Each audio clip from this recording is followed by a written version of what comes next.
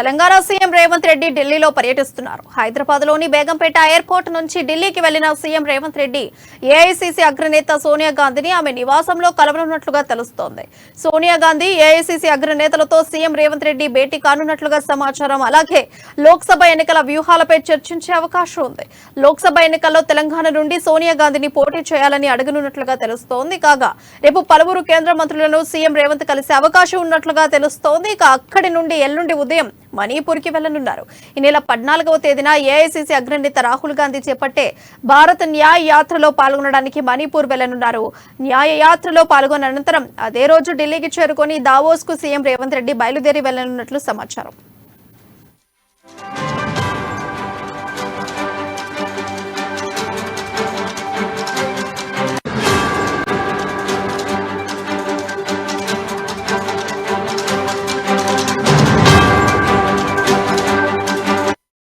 Telangana CM Revanth Reddy ఢిల్లీలో పర్యటిస్తున్నారు. హైదరాబాద్ లోని బేగంపేట ఎయిర్పోర్ట్ నుంచి ఢిల్లీకి వెళ్లిన సీఎం రేవంత్ రెడ్డి ఏఐసీసీ అగ్రనేత సోనియా గాంధీని ఆమె నివాసంలో కలవనున్నట్లు తెలుస్తోంది.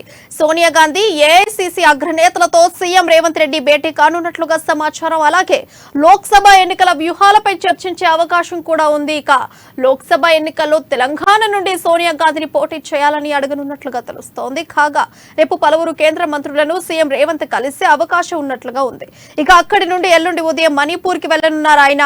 ఈ నెల 14వ తేదీన ఏఐసీసీ అగ్రనేత రాహుల్ గాంధీ చేపట్టే భారత్ న్యాయ యాత్రలో పాల్గొనడానికి మణిపూర్ వెళ్లనున్నారు. న్యాయ యాత్రలో పాల్గొన్న అనంతరం అదే రోజు ఢిల్లీకి చేరుకుని దావోస్ కు సీఎం రేవంత్ రెడ్డి బయలుదేరి వెళ్లనున్నట్లుగా సమాచారం.